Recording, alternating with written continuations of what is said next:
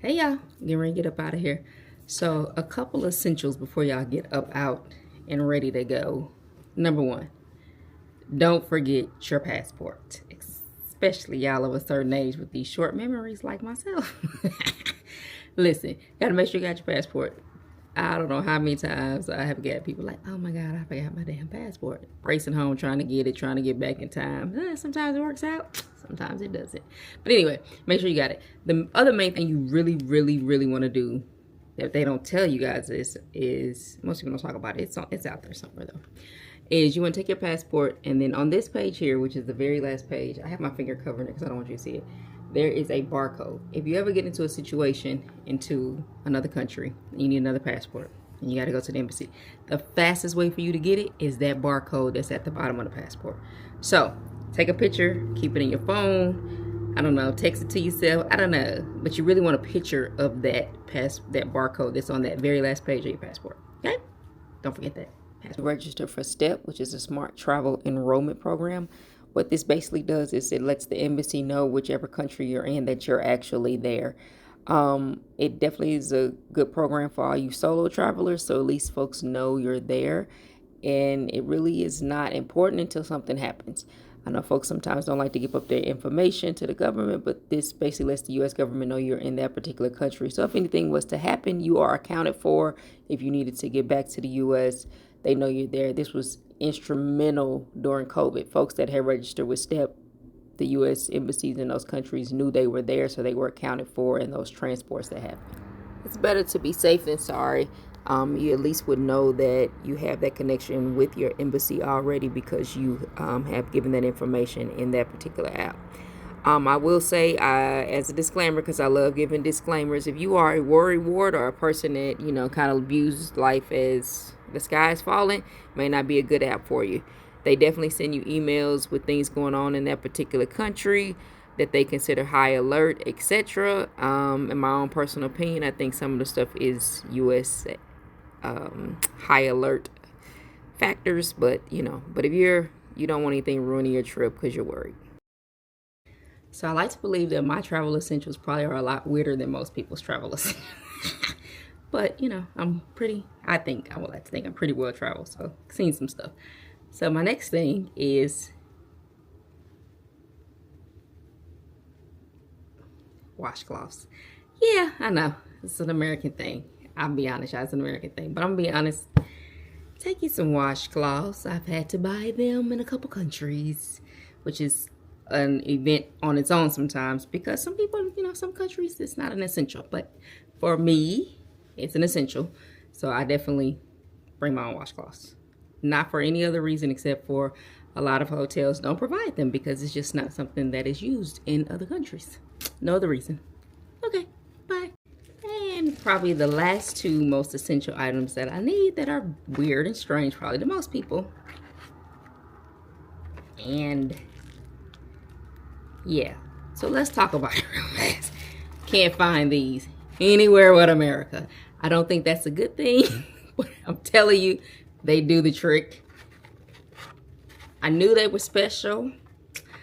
My last trip I went on, I was sitting at breakfast with my lovely sister and her friends, and one of the workers at the resort came to the table and she said, I saw something you have, and I was wondering, do you mind sharing?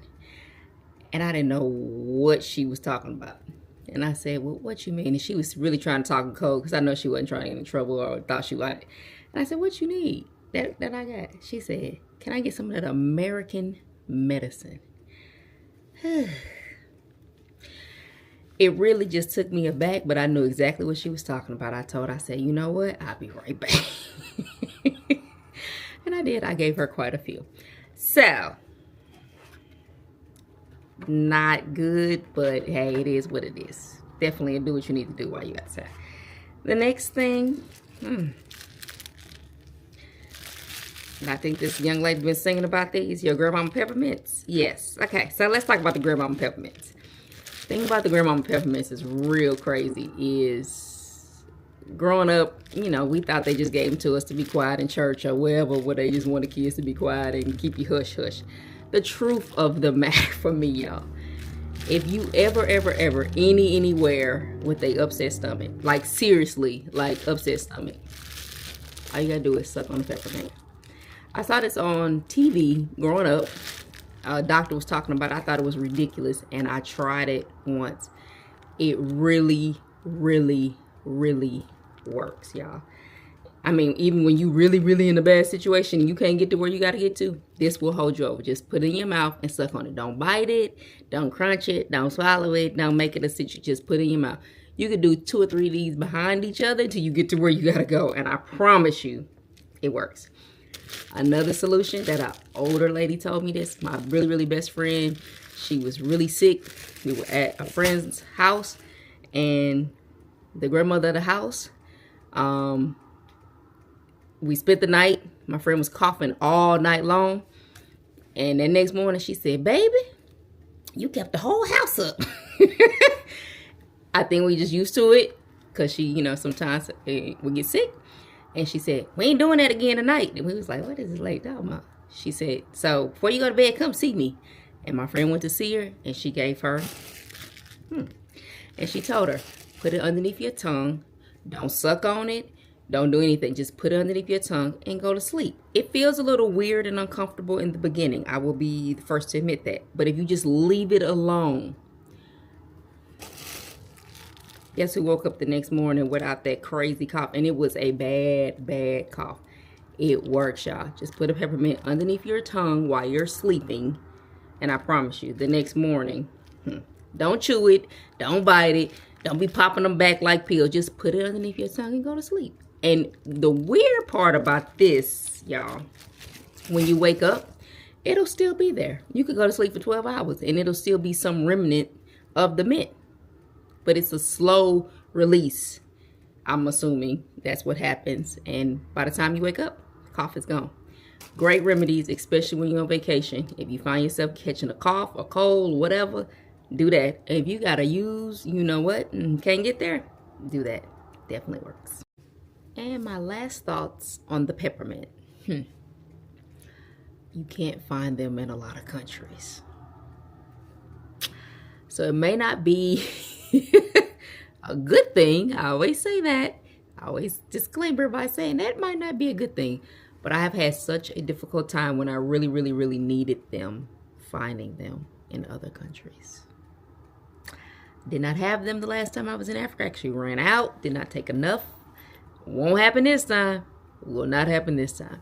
So, those are my essentials of things that I take with me from the U.S. So, have some friends sometimes ask for other stuff. Hot sauce and some other weird things. Candy.